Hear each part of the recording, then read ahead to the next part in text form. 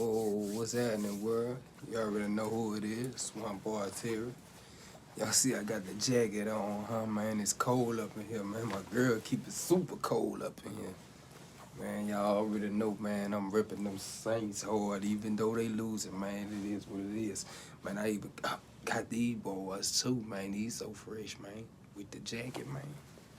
Shit, you can't miss me, man. Shit. Boy, I got some stuff in here, man. I rep them boys. You see Soldier Slim back there on the wall. I drew that. Rest in peace, Soldier Slim. Rest in peace, Mo 3. You see back there, I drew that. But I'm getting off topic, man. Let me jump right in it, like I always do. Man, okay, man.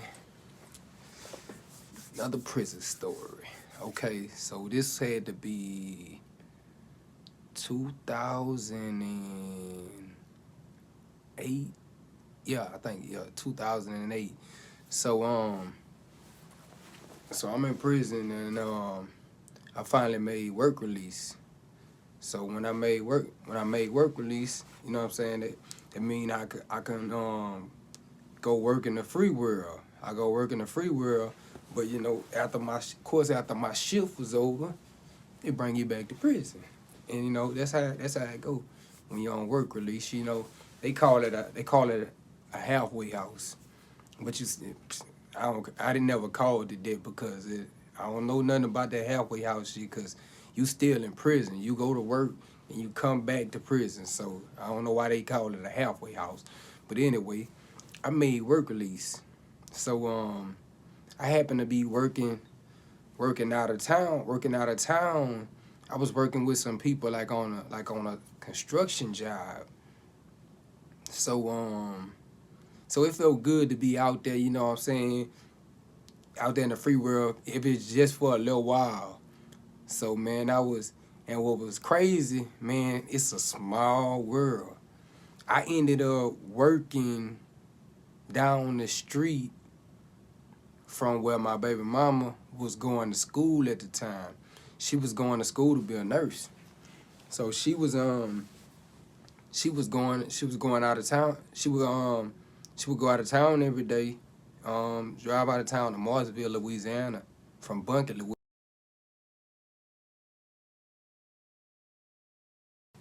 Man, I'm sorry, man. I got interrupted, man. I had an Amber Alert, but anyway, like I was saying, she would drive from Bunker, Louisiana, to Marksville, Louisiana, like every day through the week, and I ended up on a construction job, in the same city she was in, on the same street. You know what I'm saying? What's the odds of that?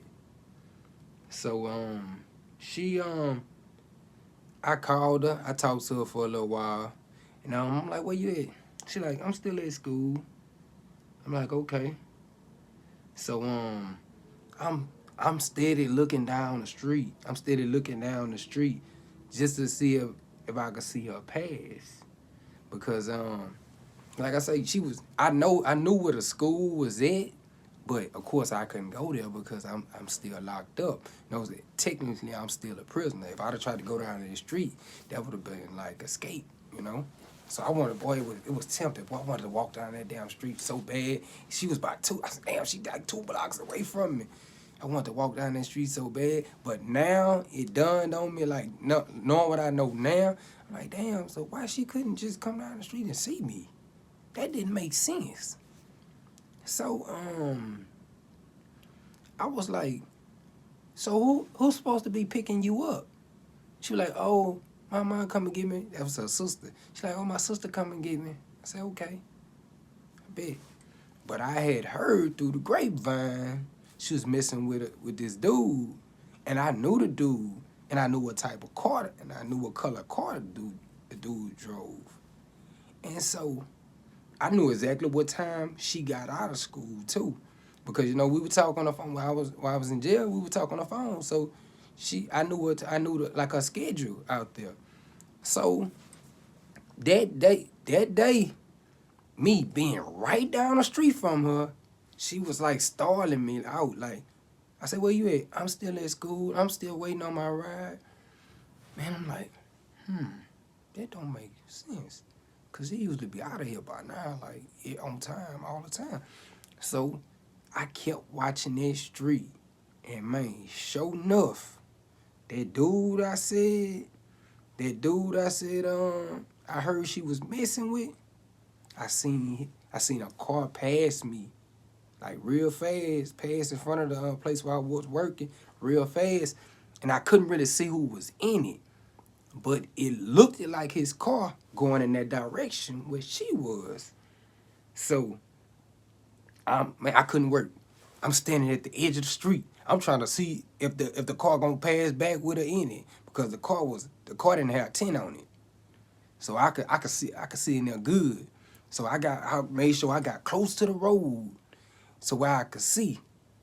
Man, next thing you know, the man say, "Come on, we finna go to Sensport." I'm like, man, no, don't, man, I can't leave right now, man. I said, I want to see if she in the car with him. So I ain't had no choice. Like I say, I'm locked up. I'm in a work release program, so I ain't got no choice but to go with the flow, you know. So boom. So when I jump in the truck. It's a big dually truck. The big dually truck sit up high with dark tinted windows. You can't see in there.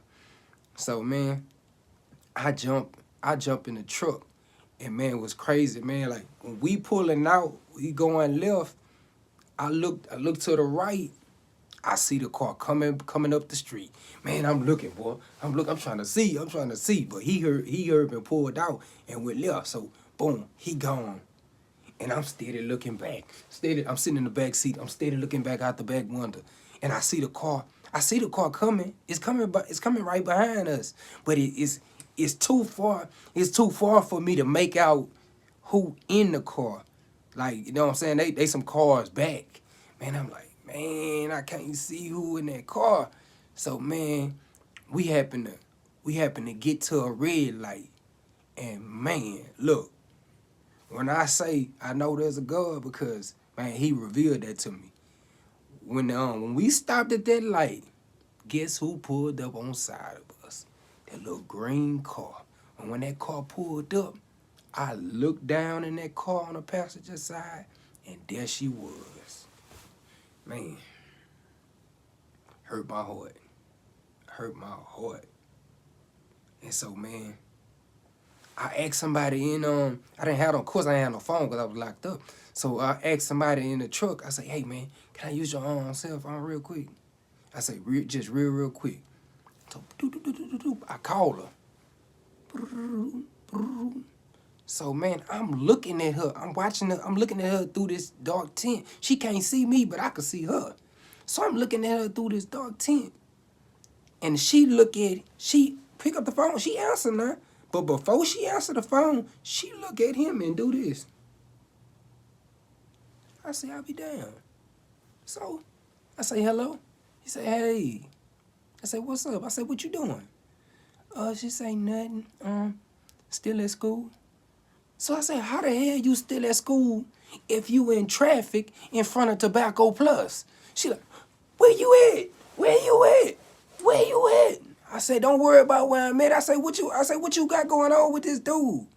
I say, you know what, man? Don't worry about it. I say, man, I ain't got long here, man. Fuck you. Boom. I hung up.